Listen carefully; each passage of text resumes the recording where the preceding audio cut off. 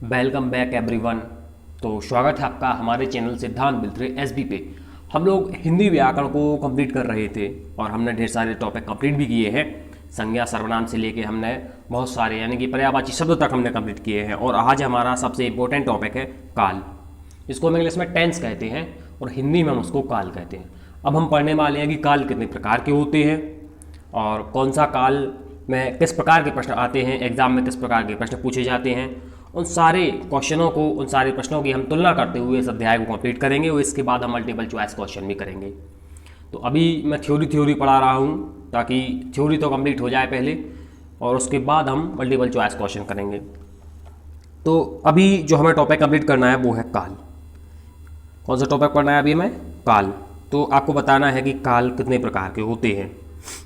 काल कितने प्रकार के होते हैं तो लगभग सबको ये चीज़ें पता होती हैं कि काल 3 प्रकार के होते हैं: भूतकाल, वर्तमान काल और भविष्य काल। तो ये जो चीज़ें हैं बड़ी नॉर्मल सी चीज़ें हैं, लोगों को पता है कि भूतकाल और एक होता है वर्तमान काल, एक होता है भविष्य काल। 3 तो काल ही होते हैं, सब लोगों ने पढ़ रखा है। लेकिन जब एग्जामिनर हमसे पूछता है कि भूतकाल के कितने प्रकार हैं या वर्तमान काल के कितने प्रकार हैं या भविष्य काल के कितने प्रकार हैं, तो वहाँ हमें प्रॉब्लम होती है। और फिर वो ऑप्शन में ऑप्शन में एक वाक्य लिख देता है, एक सेंटेंस लिख देता है और फिर पूछता है कि ये जो सेंटेंस है ये किस काल का है। तो फिर वहाँ हमें प्रॉब्लम क्रिएट होती है। इसलिए हमें इसको डिटेल से पढ़ना पड़ रहा है और बहुत आराम से हम इसको पढ़ेंगे, बहुत सरल तरीके से इसको पढ़ेंगे और आपको एक एक चीज़ समझ में आएगी। तो यदि आपने हमारे चैनल को सब्सक्राइब ना किया हो तो प्लीज़ एक बार चैनल को सब्सक्राइब कर दें। तो काल की वैसे तो हमें पता है कि काल क्या है, लेकिन हम इसकी जो परिभाषा है उसको एक बार देख लेते हैं कि क्रिया के जिस रूप से कार्य व्यापार के समय का पता चलता है, उसके पूरे होने का, उसके पूरे ना होने का पता चलता है, उसे हम काल कहते हैं। क्रिया के जिस रूप से किसी कार्य के होने का पता चलता है, किसी कार्य के ना होने का पता चलता है, कौन सा कार्य कब हुआ है ये पता चलता है, उसे हम काल कहते हैं। तो अब प्रश्न उठता है कि काल कितने प्रकार के होते हैं। तो सबको पता होगा कि काल 3 प्रकार के होते हैं। एक होता है वर्तमान काल, एक होता है भूतकाल, एक होता है भविष्य काल। तो काल कितने प्रकार के हुए? काल 3 प्रकार के हुए। कौन कौन से हुए? एक होता है वर्तमान काल, जिसको हम प्रेजेंट टेंस कहते हैं। एक हुआ है पास्ट टेंस कहते हैं। और एक होता है फ्यूचर, जिसको हम भविष्य काल भी कहते हैं। तो वर्तमान काल, भूतकाल और भविष्य काल, ये साधारण सी अवधारणाएं थीं जो हमने काल के बारे में पढ़ी हैं। अब यहाँ से होता है ऐसा कॉन्सेप्ट शुरू जहाँ से डेफिनेटली आपके एग्जाम में क्वेश्चन आएगा। और यदि एग्जाम में क्वेश्चन आता है तो सिर्फ इतना 15-20 मिनट की क्लास लेके आप उस क्वेश्चन को अच्छे से सॉल्व कर सकते हैं।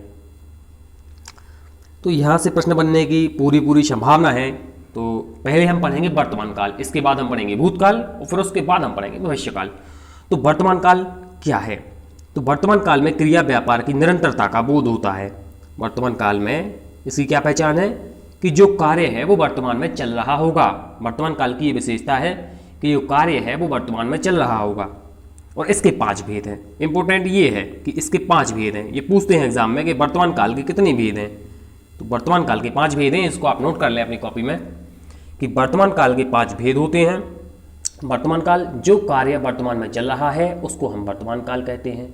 जो काल या जो क्रिया वर्तमान में हो रही है उसको हम वर्तमान काल कहते हैं। और वर्तमान काल के हम कितने भेद पढ़ेंगे? वर्तमान काल के हम 5 भेद पढ़ेंगे। कितने भेद पढ़ेंगे हम वर्तमान काल के? वर्तमान काल के हम 5 भेद पढ़ेंगे, भूतकाल के हम 6 भेद पढ़ेंगे और भविष्य काल के हम मात्र 3 भेद पढ़ेंगे। तो 5 6 11 और 3 14, टोटल 14 भेद हमें पढ़ना है, टाइप पढ़ना है, अच्छे से इनको याद रखना है। तो वर्तमान काल में क्रिया व्यापार की जो निरंतरता होती है वो वर्तमान में होती है और अभी चल रही होती है। और इसके कितने भेद हमने बताए हैं? इसके 5 भेद बताए हैं। अब इन 5 भेद से ही प्रश्न पूछे जाते हैं और प्रश्न कहीं से नहीं पूछा जाता। इन 5 भेद से ही प्रश्न बनाया जाता है और एक एक प्रश्न अब हम बहुत ध्यान से पढ़ेंगे, एक एक प्रकार को हम बहुत ध्यान से पढ़ेंगे। और मैं आपको पहचान भी बताऊंगा कि कैसे आपको पता करना है कि कौन सा काल है। तो वैसे 5 भेद कौन से हैं? सामान्य वर्तमान काल, तात्कालिक वर्तमान काल, पूर्ण वर्तमान काल, संदिग्ध वर्तमान काल और संभाव्य वर्तमान काल। संदिग्ध वर्तमान काल का मतलब होता है डाउटफुल प्रेजेंट, जहां आपको डाउट हो, डाउटफुल प्रेजेंट संदिग्ध वर्तमान काल। और संभाव्य वर्तमान काल, जहां आपको पॉसिबिलिटी हो किसी चीज़ के होने की, किसी कार्य के होने की पॉसिबिलिटी हो, वहाँ संभाव्य वर्तमान काल। जहाँ संभावना बताई जाए वहाँ संभाव्य वर्तमान काल। जहाँ डाउट हो वहाँ डाउटफुल प्रेजेंट संदिग्ध वर्तमान काल। जब काम पूरा हो जाए तो पूर्ण वर्तमान काल, और जब काम चल रहा हो उसको तात्कालिक वर्तमान काल, और सामान्य वर्तमान काल तो सामान्य ही है। तो इसकी अब मैं पहचान बताता हूँ इसकी, कि जैसे लिखा है कि यह पढ़ता है, यह वह पढ़ता है, यह पढ़ता है, यह वह पढ़ता है। तो जब ता है, ती है, ते है, बाकी के अंत में जब ता है, ती है, ते है आदि आते हैं तो वहाँ हम कहेंगे कि सामान्य वर्तमान काल है। यह पढ़ता है, वह पढ़ता है, राधा पढ़ती है, मोहन पढ़ता है, श्याम पढ़ता है, राम पढ़ता है, राजेश पढ़ता है। तो जब शब्द के अंत में, जब वाक्य में शब्द के अंत में ता है, ती है, ते है आदि शब्द आते हैं तो हम कहेंगे कि यहाँ सामान्य वर्तमान काल है। जब शब्द के अंत में ता है, ती है, ते है आदि आते हैं तो हम क्या कहेंगे कि यहाँ कौन सा वर्तमान काल है, सामान्य वर्तमान काल है। तो एक हमने पढ़ लिया है। दूसरा है यह पढ़ रहा है। दूसरा कौन सा है, यह पढ़ रहा है, तात्कालिक वर्तमान काल। जब रहा है, रही है, रहे हैं, जब वाक्य में शब्द के अंत में रहा है, रही है, रहे हैं आते हैं, जब वाक्य में शब्द के अंत में रहा है, रही है, रहे हैं, रहा है, रही है, रहे हैं, वे पढ़ रहे हैं, यह पढ़ रहा है, राम पढ़ रहा है, सीता पढ़ रही है। तो जब शब्द के अंत में रहा है, रही है, रहे हैं आते हैं तो वहाँ हम लगाएंगे तात्कालिक वर्तमान काल। तात्कालिक वर्तमान काल अंग्रेजी में कहते हैं कॉन्टिन्यूअस प्रेजेंट। कॉन्टिन्यूअस प्रेजेंट या प्रेजेंट कॉन्टिन्यूअस, कॉन्टिन्यूअस प्रेजेंट या प्रेजेंट कॉन्टिन्यूअस, तात्कालिक वर्तमान काल। यह पढ़ रहा है। तो इसकी तो ये पहचान होगी कि जब शब्द के अंत में हमें रहा है, रही है, रहे है दिखाई दें तो हमें समझ जाना चाहिए कि यहाँ तात्कालिक वर्तमान काल है। और जब शब्द के अंत में हमें ता है, ती है, ते है दिखाई दे तो हमें समझ जाना चाहिए कि यहाँ पे सामान्य वर्तमान काल है। दो काल हम पढ़ चुके हैं, अब तीसरा हम पढ़ने वाले हैं पूर्ण वर्तमान काल। कौन सा वर्तमान काल, पूर्ण वर्तमान काल। जब हमें पता चले कि काम पूरा हो चुका है, वर्तमान काल में जब हमें पता चले कि काम तो पूरा हो चुका है तो हम कहेंगे कि पूर्ण वर्तमान काल है। जैसे वह पढ़ चुका है, वह पढ़ चुका है। अब उसने जैसे 10 घंटे पढ़ लिया, सुबह से बैठा शाम तक पढ़ा उसने, तो हमने कह दिया, हम कहते हैं, किसी ने पूछा कि क्यों भाई उसने पढ़ा कि नहीं पढ़ा, तो हमने कह दिया कि वह पढ़ चुका है, मतलब उसने अपने पढ़ने का जो काम है वो पूरा कर लिया है। तो जब शब्द के अंत में चुका है, चुकी है, चुके हैं आते हैं, जब शब्द के अंत में या जब वाक्य के अंत में चुका है, चुकी है, चुके हैं, चुका है, चुकी है, चुके हैं आते हैं तो वहाँ पूर्ण वर्तमान काल होता है। और हम ऐसे भी पता लगा सकते हैं कि जैसे वह पढ़ चुका है, जब कोई व्यक्ति अपना काम पूर्ण कर ले वर्तमान काल में तो उसे हम कहेंगे कि पूर्ण वर्तमान काल। और इसका पहचान भी है, चुका है, चुकी है, चुके हैं। जब शब्द के अंत में चुका है, चुकी है, चुके हैं आते हैं तो हम कहेंगे कि यहाँ पूर्ण वर्तमान काल है। राम पढ़ चुका है, सीता पढ़ चुकी है, वह अपना काम कर चुका है, तो ये पूर्ण वर्तमान काल का उदाहरण है। इसके बाद अगला है संदिग्ध वर्तमान काल और संभाव्य वर्तमान काल। संदिग्ध वर्तमान काल और कौन सा है, संभाव्य वर्तमान काल। तो संदिग्ध वर्तमान काल मतलब डाउटफुल प्रेजेंट। जब आपको वर्तमान काल में डाउट हो तो वहां कहेंगे आप संदिग्ध वर्तमान काल है। जैसे वह पढ़ता होगा, उदाहरण है वह पढ़ता होगा, तो यह डाउट है, हो सकता है ना पढ़ता हो, तो हो सकता है पढ़ता हो सकता है ना पढ़ता होगा, तो हम कहेंगे कि वह पढ़ता होगा, तो यह डाउट हमें समझ में आ रहा, हो सकता है यार वो ना पढ़ता हो, तो ये होता है संदिग्ध वर्तमान काल। अब संदिग्ध वर्तमान काल और संभाव्य वर्तमान काल में बिल्कुल माइनर सा डिफरेंस है, बिल्कुल छोटा सा डिफरेंस है। यहाँ से यदि क्वेश्चन आएगा तो आपको अलग से एग्जाम्पल दिया जाएगा, क्योंकि कहीं कहीं एक एग्जाम्पल होता है, कहीं कहीं उसमें संदिग्ध वर्तमान काल भी हो जाता है और कहीं कहीं उसमें संभाव्य वर्तमान काल भी हो जाता है। और हम सोचते हैं कि नहीं इसमें संदिग्ध होना चाहिए और एग्जामिनर उसको संभाव्य बता देता है। तो कभी कभी एक जो जैसे ये लिखा है वह पढ़ता होगा, तो कहीं कहीं यहाँ इसका उत्तर संदिग्ध भी हो जाएगा और कहीं कहीं यहाँ उसका उत्तर संभाव्य वर्तमान काल भी हो जाएगा। तो इन दोनों में माइनर सा एरर है, माइनर सा डिफरेंस है, तो आपको माइनर सा एरर नहीं करना है। इनको आप बार बार पढ़ेंगे तो अभ्यास से ये चीज़ें आपकी समझ में आएंगी। बहुत सारे इसके उदाहरण करेंगे तो आपको इसकी चीज़ें समझ में आएंगी। बाकी तीनों मैंने सिंपल थे तो बता दिए, कि दोनों थोड़े से इनमें डाउट है तो इनको थोड़ा सा बार बार इनकी अभ्यास कीजिए और प्रश्न देखिए इनसे संबंधित, तो आपको ये क्लियर हो जाएंगे। तो संदिग्ध वर्तमान काल का उदाहरण है कि वह पढ़ता होगा, और संभावना है यहाँ संभाव्य वर्तमान काल में संभावना होगी वह पढ़ता हो सकता है वह पढ़ता हो, शायद वह पढ़ता हो, तो संभाव्य वर्तमान काल। और संदिग्ध वर्तमान काल को ढूंढ निकालना थोड़ा सा कठिन है, लेकिन संभाव्य वर्तमान काल को खोजना बड़ा आसान है, क्योंकि वहाँ संभावना होती है वह पढ़ता हो, शायद राम पढ़ता हो, शायद सीता स्कूल जाती हो, शायद मैं अस्पताल गया हो। तो संभाव्य वर्तमान काल थोड़ा सा आसान है संदिग्ध वर्तमान काल की अपेक्षा। संभाव्य वर्तमान काल में संभावना का बोध होता है, भय पड़ता हो। तो ये पांचों हमने पढ़ लिए, सामान्य वर्तमान काल, तात्कालिक वर्तमान काल, पूर्ण वर्तमान काल, संदिग्ध वर्तमान काल और संभाव्य वर्तमान काल। 3 की मैंने ऊपर पहचान बताई, 2 को आपको ज़्यादा से ज़्यादा प्रैक्टिस करके सीखना है। इसके बाद है भूतकाल। कौन सा काल है? भूतकाल। भूतकाल मतलब पास्ट टेंस। भूतकाल में क्रिया व्यापार की समाप्ति का बोध होता है। किसका बोध होता है? समाप्ति के बाद होता है कि कोई कार्य जैसे चल रहा है, कोई कार्य जैसे चल रहा है तो सामान्य वर्तमान काल, कोई कार्य समाप्त हो चुका है तो भूतकाल हो गया। जैसे आप अब स्कूल में नहीं पढ़ते, आपकी स्कूलिंग समाप्त हो गई तो वो पास्ट है आपका। आपका कॉलेज अभी चल रहा है तो आपका वर्तमान काल है। आप स्कूल में जॉब करेंगे, आगे जाके गवर्नमेंट टीचर बन जाएंगे तो वो आपका भविष्य है। तो भूतकाल में किसी कार्य की समाप्ति का बोध होता है और इसके हमें 6 भेद समझ में आते हैं, या इसके 6 भेद हैं या इसके हम 6 भेद पढ़ेंगे। वर्तमान काल के हमने 5 भेद पढ़े, वर्तमान काल के हमने 5 भेद पढ़े, भूतकाल के हम 6 भेद पढ़ेंगे और वर्तमान काल के हमने 5 भेद पढ़े, भूतकाल के हम 6 भेद पढ़ेंगे और आने वाला भविष्य काल उसके हम 3 भेद पढ़ेंगे।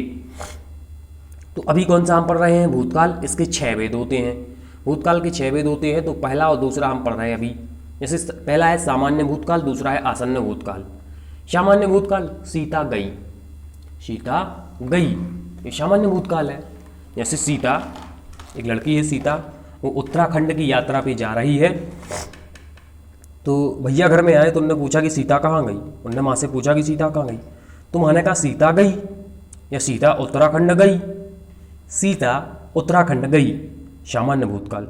चली गई है सीता उत्तराखंड, 10 दिन हो गए या 20 दिन हो गए, 1 महीने हो गया, तो सामान्य भूतकाल है। सीता उत्तराखंड गई तो सीता चली गई, तो ये क्या है? सामान्य भूतकाल है। या राम स्कूल गया, सुबह से गया तो राम स्कूल गया, राम स्कूल चला गया, इसमें भी सामान्य भूतकाल है। या सीता गई, इसमें भी सामान्य भूतकाल है। अब दूसरा बनता है इसी के जैसा, थोड़ा सा इसमें डिफरेंस है कि सीता गई है, सीता गई है। तो आसन्न भूतकाल, आसन्न भूतकाल का अर्थ होता है recent past, RECENT, recent past. मतलब जो काम अभी अभी हुआ हो उसको कहते हैं आसन्न। जो काम अभी अभी हुआ हो उसको कहते हैं आसन्न। जैसे सीता 10 बजे स्कूल जाती है, जैसे सीता 10 बजे स्कूल जाती है तो हमने कहा सीता गई, सीता गई है। सीता 10 बजे स्कूल जाती है और पिताजी ने 10:05 पे पूछा, सीता 10 बजे स्कूल जाती है और पिताजी ने 10:05 पे पूछा कि सीता कहाँ गई, तो हमने कह दिया सीता स्कूल गई है। सीता गई है या सीता स्कूल गई है, मतलब अभी अभी गई है, 5 मिनट ही तो हुई है। तो ये होता है आसन्न भूतकाल। मतलब जो है पता चले कि काम अभी अभी संपन्न हुआ है या कोई भी क्रिया अभी अभी संपन्न हुई है तो उसको हम कहेंगे आसन्न भूतकाल। सीता गई है, ये आसन्न भूतकाल है। सीता गई, सीता गई सामान्य भूतकाल है। हमें चीज़ें समझ में आ रही हैं कि सीता चली गई, सामान्य भूतकाल। सीता गई है मतलब अभी अभी गई है, तो आसन्न भूतकाल। रिसेंट का मतलब होता है जो घटना अभी अभी घटित हुई हो उसको कहते हैं आसन्न। तो आसन्न भूतकाल सीता गई है, सामान्य भूतकाल सीता गई, चली गई। अब अगले 4 हैं पूर्ण भूतकाल, अपूर्ण भूतकाल, संदिग्ध भूतकाल और हेतु मत भूतकाल। हेतु मत भूतकाल में लोग बहुत गलतियां करते हैं, इसको हम अच्छे से पढ़ेंगे। तो अभी हम पढ़ने वाले हैं पूर्ण भूतकाल। पूर्ण भूतकाल यह पता चले कि काम बिल्कुल पूरा हो ही चुका है, हम बिल्कुल कॉन्फिडेंट हों कि हाँ ये काम पूरा हो चुका है, तो उसको हम कहेंगे पूर्ण भूतकाल। जैसे उदाहरण है इसका, सीता गई थी।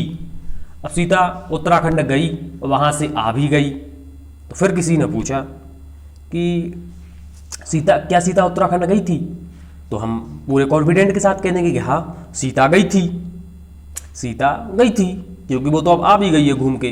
तो कोई हमसे पूछेगा कि सीता गई थी तो हम कह देंगे कि हाँ सीता गई थी, मतलब काम पूरा हो चुका है भूतकाल में।